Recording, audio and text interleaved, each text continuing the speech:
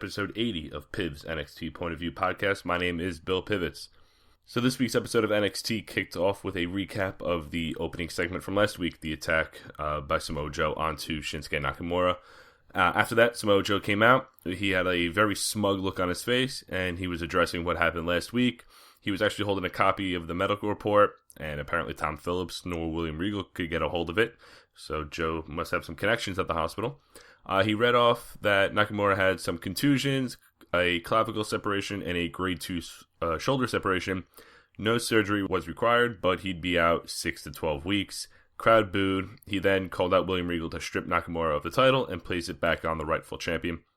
Regal did come out. He said that the paper Joe had is accurate, but he hasn't spoke to Nakamura, so he's not sure of his situation.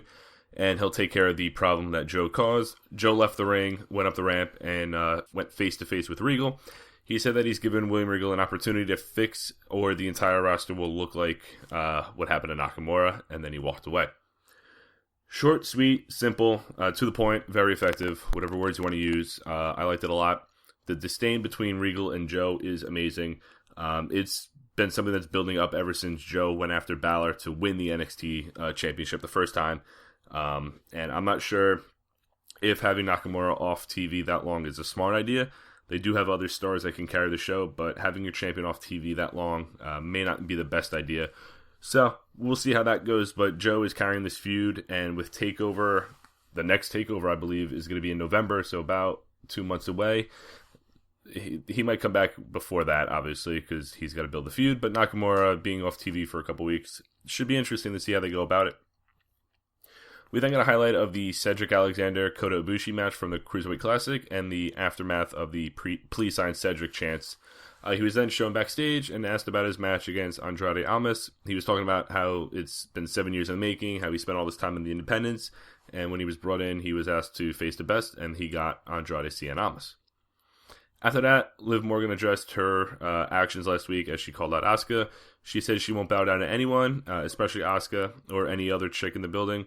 She said that she didn't start at the bottom to end up back at the bottom. At this point, Asuka walked up, asked if she thinks she's ready, and if she is, let's find out. Liv Morgan's pretty good on the mic. She could definitely use some work, but Asuka just stepping up to the plate and challenging Liv Morgan and pretty much just having her put her money where her mouth is. It's what the NXT Women's Champion should do. Any challenger that comes her way, just find out if you can beat her.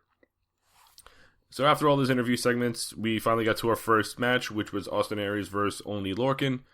Aries was in control for a little bit. He taunted the corner before Lorcan just slapped him across the face and took control. Lorcan had him in a headlock between the ropes. He then ran the ropes and locked it in. Aries a little later slapped him right back, but Oni gave him one more slap and locked in the headlock again. Aries lifted him up to this point and backdrop him onto the apron as they went to the first commercial break.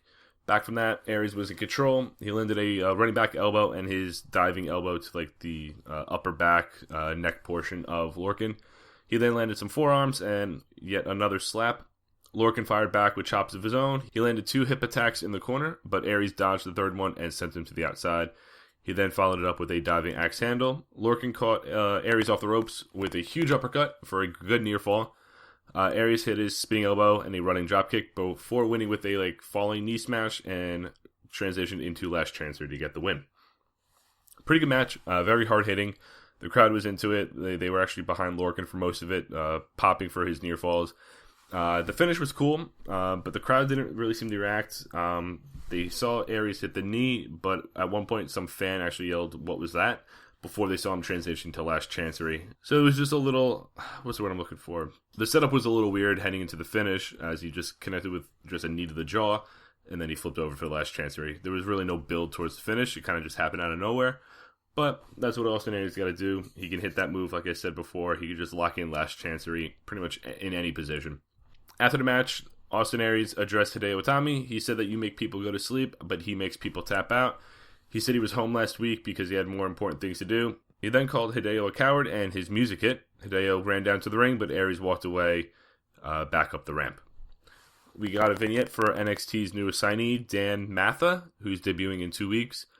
He looked like a combination of Matt Morgan and Nathan Jones. A bit of a throwback for you old school wrestling fans. I could say old school, but that was like 2003. So he's a big muscle guy. Obviously, I haven't heard anything about him, so I don't know if he's good in the ring, good on the mic. We'll see. He's just obviously the big muscle type that Vince McMahon loves. Some roaming reporter caught up with Ciampa and Gargano after their win at the Cruiserweight Classic. The Revival interrupted, and a big brawl broke out. Second match, Billie Kay versus Aaliyah. There was some back and forth action, but Aaliyah locked in a head scissors type move in between the ropes, and then followed up with a springboard leg drop. Billie Kay came back with a discus forearm and then stomped on her in the corner. She then had her in the torture rack and pretty much tossed her in the corner. Aaliyah ducked the big boot and got a near fall after like a snapmare neck breaker. Aaliyah was pissed that she didn't get the 3 count there, which gave Billie Kay some time and the opening she needed to hit her big boot and got the win. Good match, really nothing to complain about, really nothing to boast about either. Crowd was quiet, so it really didn't help things. But as soon as the match was over, the announcers pretty much cut away from this match and went to a backstage segment with Mandy Rose. She insulted Ember Moon, saying that when she finally gets in the ring, she's going to make sure Ember Moon is totally eclipsed. She definitely was fed that line, and it wasn't good. We also got word that Liv Morgan will face Asuka next week. Good luck, Liv. Which leads us to our main event, third match of the night, Cedric Alexander versus Andrade Cien Almas. Now, there was about 20 minutes left of the show when this match started, but towards the end, I think there was like maybe 5 or so minutes left after everything was over.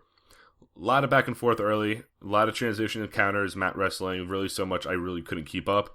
Almas showed off some of his lucha skills here, more than I've seen in any match that he'd had, so it was good that he felt comfortable with Cedric to pull off this stuff. Almas landed his reverse springboard like baseball slide thing, and then a corkscrew splash to the outside, which led to the first commercial break. After the break, Cedric made a little bit of a comeback. He landed a back handspring enziguri, and then a tope to the outside. Almas connected with a schoolboy powerbomb for a near fall. Cedric caught Almas and then placed him on the top rope as in a super back suplex position. Almas sent Cedric back to the mat. He went for a moonsault. Cedric moved, but he landed a springboard moonsault and connected. He got a 2 count there. Almas, at this point, I noticed he was fighting a little heelish, ignoring the referee's counts, doing some moves in the ropes, waiting for like the 5 count to break it up. So I don't know if that's the route they're going, or because they knew that Cedric was going to be so over that someone had to play the heel here. And the crowd already hates Almas anyway, so it kind of made sense. Cedric countered the double running knees with a falling double backstabber of his own to get the win. After the match, the two hugged. They shook hands, then hugged, and Almas raised Cedric's arm, let him celebrate with the crowd as the show closed. I was half expecting Almas to attack Cedric from behind, but kind of happy they didn't, giving Cedric the adulation he has with the NXT crowd to close the show. Great match. From what I can remember, this might be Almas' best match to date. Cedric looks good, of course. I'm actually excited that most, if not all, of the Cruiserweight Classic guys will be competing on both Raw and NXT. I got football to watch on Mondays. I'm not sitting around 3 hours of Raw just to watch the Cruiserweight guys. So having them compete on NXT too gives me another reason to look forward to NXT every Wednesday. And I think Cedric will have a pretty good career, if not great career, in NXT. I don't think he'll win the NXT Championship, but I think he'll be like the upper mid-card babyface that the fans are going to love to see every time he comes out. Again, another reason why they need a secondary title. It could be like a television title that gets defended every week or every other week. Just something to give these matches a little more meaning. Especially, I mean, you have the main event feuds like the NXT Championship feud and whatever Bobby Roode or Austin Aries is in. But then something to give the mid-card some a little boost, like a secondary title would do it wonders, I think. And I read a rumor that WWE already wants to tune down the Cruiserweight guys on Raw. If that's the case, let them turn it back up on NXT, because I don't think the fans or anyone in the building will have a problem with them going out showing what they had like they did at the Cruiserweight Classic.